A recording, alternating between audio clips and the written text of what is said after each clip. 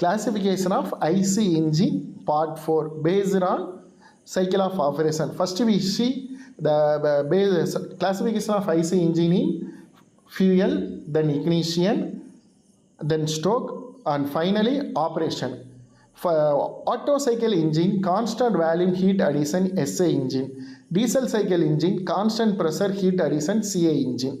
Dual cycle engine, combination of Otto plus diesel cycle.